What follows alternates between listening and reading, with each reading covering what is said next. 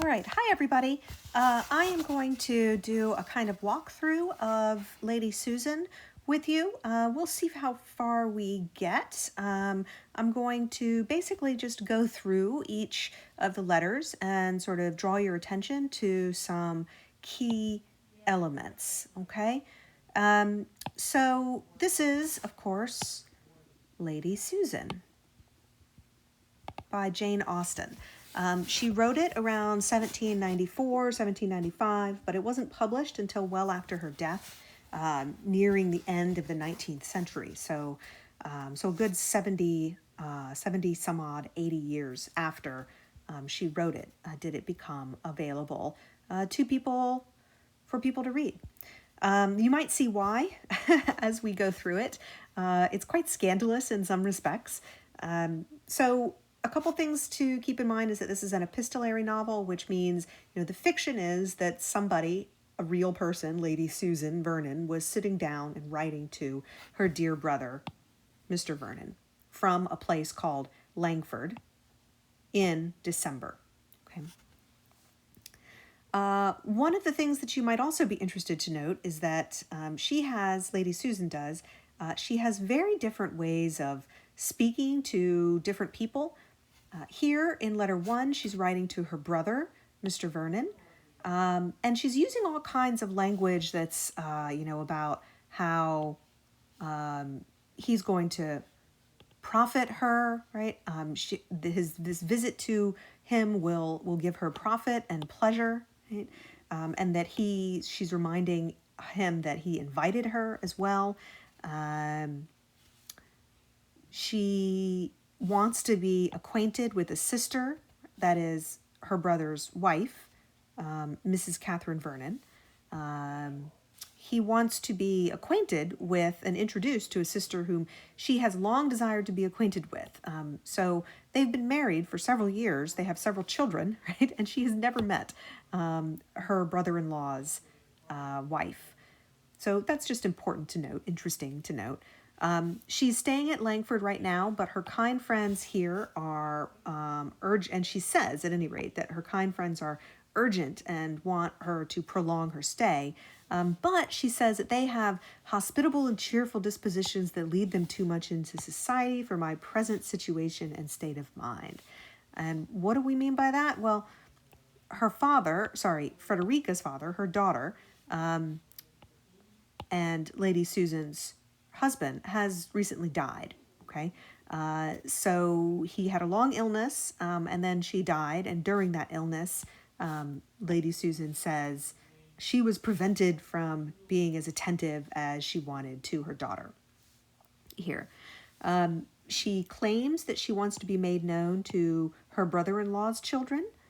So that's a strategy on her part, just like saying that we'll give her pleasure and profit. You invited me, don't forget. And, I really want to get to know your children, and I want to know a sister. She doesn't say a wife, right? Your wife. She says my sister, which is sort of interesting. So we know that she's going to drop her daughter, Frederica, off at London as she is en route to Churchill, which is the place that the Vernons live. Okay.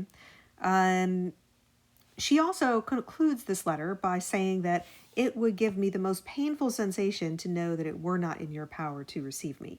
So basically, she's imposing, right? And she sort of knows it, right? And she's using her rhetorical skills to try to convince her brother that he shouldn't refuse her visit. In the second letter, we see her writing to her good friend, Mrs. Johnson. Now, Mrs. Johnson is wife to Mr. Johnson, and Mr. Johnson is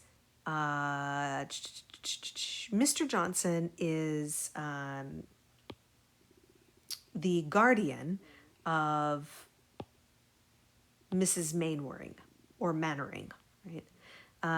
So she is here at a place called Langford, and she's visiting these friends of hers and her family.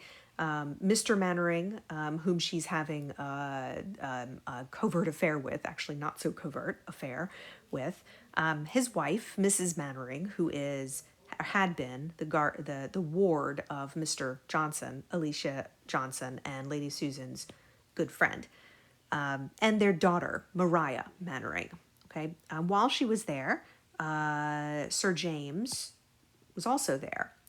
So there are just a few characters to keep in mind here.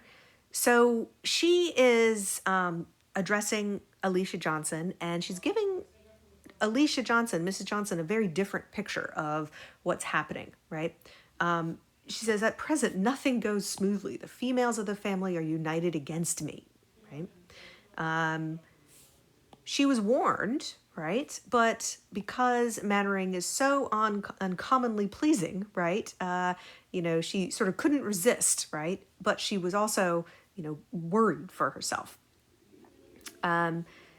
She speaks a little tongue-in-cheek here. She says, I have admitted no one's attentions but Mannering's. Of course, he's married, right? I have avoided all general flirtation, whatever. And I've distinguished no creature besides all the numbers resorting hither, except Sir James Martin, on whom I bestowed a little notice. Why? Well, to keep him away from Mr. Mannering's daughter, Mariah, right? For whom there was a plan of marriage, right, between these two.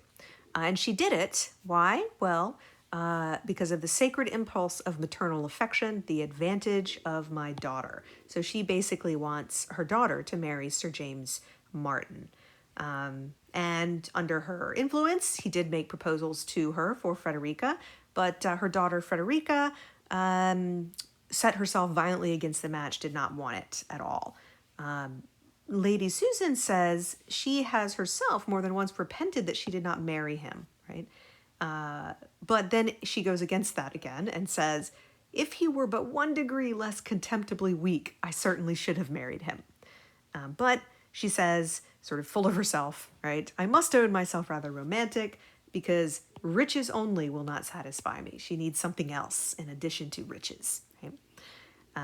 Anyway, the whole thing blew up. Sir James left. Mariah is mad. Mrs. Mannering jealous. And she has to leave, okay? We are now in a sad state. No house was ever more altered. The whole party are at war, right?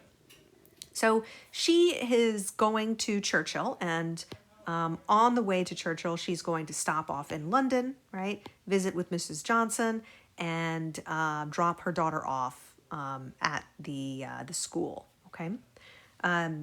We also get a sense of how she feels about Churchill, which is the exact opposite of what she seemed to be saying in the first letter, right? She says, it is my last resource, forgive me, right? Were there another place in England open to me, I would prefer it. So she'd go anywhere but Churchill. Charles Vernon, her brother-in-law, is my aversion, okay? And she's afraid of his wife, right? But it's the only place that she can go. We might ask ourselves why that's the only place she can go. Part of it is because her husband has died. And part of it is likely her reputation. We know that she doesn't have a lot of money, right, anymore. And we get a sense from the first and second letters that it was because she was sort of living the high life. Letter 3 is her sister-in-law, Mrs. Vernon, to Catherine Vernon's mother, Lady de Courcy. So Lady de Courcy is an aristocrat, as is Lady Susan. Okay, Mrs. Vernon is her daughter, and she's married Mr. Vernon, who is Lady Susan's brother-in-law. In this letter, we get Catherine talking to her mother about the impending visit of Lady Susan to Churchill. And we learn a few more things, right? She says, it won't be in our power to keep our promise of spending Christmas with you. So yes, this whole thing is happening in December, right? As we just saw in the first letter.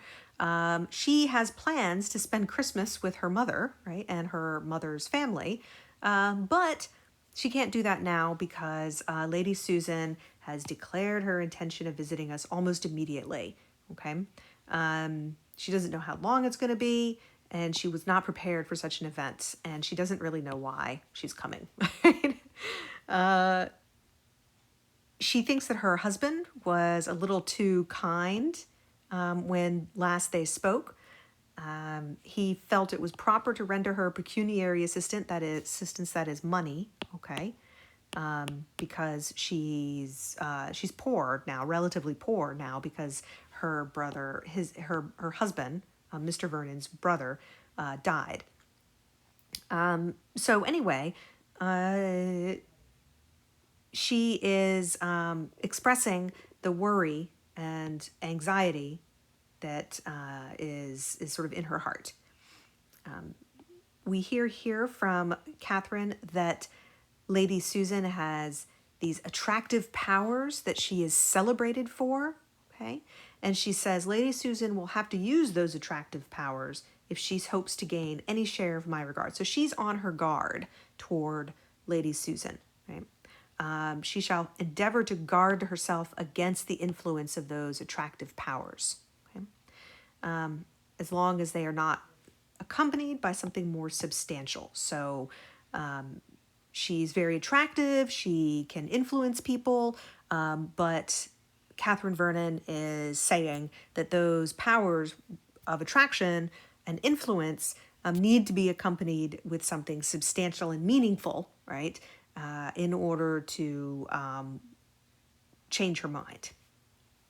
And then she does a little bit of reading of the letter. She says, she expresses a most eager desire of being acquainted with me. She makes very gracious mention of my children, but she has very great skepticism because she knows how she's treated Frederica. Okay, so here we get two competing sort of pictures of Frederica, Lady Susan's treatment of Frederica. Okay. In fact, Catherine Vernon thinks that it must be a good idea for her to be separated from her mother because she's received such a wretched education that, she can't be a very desirable companion. Reginald, who is her brother, okay, right, has long wished to see the captivating Lady Susan, right? And I would expect that we would hear from him in the next letter, which we do. Here we have Mr. de Courcy to Mrs. Vernon. So this is the brother writing to the sister, right? Siblings writing to each other. He's writing from Parklands, which is where the de Courcys live, their estate, okay? So he's writing to his dear sister, as it says in the salutation, and this whole letter is kind of about his interpretation and what he's heard about Lady Susan. He says that he's being kind of funny in his language, right? Just a little bit. But we also get a sense that he's very intrigued by the possibility of meeting Lady Susan because he's heard so much about her, right? So he says, congratulations to you on being about to receive the most accomplished coquette in England. Right? He calls her a very distinguished flirt, right? And he explicitly talks about how he's been taught to consider her, right? But he's recently heard some stories about Langford, which prove that she doesn't confine herself to an honest flirtation that satisfies most people, but instead aspires to the more delicious gratification of making a whole family miserable. So here, right, he's talking both about sex, right, but also about adultery, right? He will, throughout, refer to her as dangerous, okay? He's gotten all of this information from this guy named Mr. Smith, who is a friend of his and who used to be at Langford, where he spent 2 weeks with Lady Susan. And he says, therefore, he's well qualified to speak. This last paragraph is interesting, right? Because he says that she must be such a woman, right? He longs to see her, right? He longs to see her. And he wants to see her so that he can form some idea of those bewitching powers, which can do so much without the charm of youth. So remember, Lady Susan is a widow. She's a young widow. She's probably about 35, we think. And this is, of course, without the charm of youth, right? So he's curious to see a relatively older woman who has such bewitching powers still, right? Enough to engage in the same house the affection of two men, neither of whom were at liberty to bestow their affections. But he's also heard something about Frederica Vernon, right? Lady Susan's daughter. And from Mr. Smith, he's heard that she is equally dull and proud. She is dull and proud. She has pride and stupidity, right? Miss Vernon shall be consigned to unrelating contempt, okay? So he sort of dismisses Frederica, but he's intrigued by Lady Susan, and he thinks that she has a degree of captivating deceit, which it must be pleasing to witness and detect. So he says that he's curious about her. He says he mostly wants to see how skilled she is, and he wants to do this in part to witness and detect. Okay, so he wants to detect her falseness, right, and her reputation. He wants to detect the truth of her reputation. So those are the first 4 letters of Lady Susan. More to come, but I hope that this helps you make a little bit of sense of what you're reading, and enjoy Lady Susan.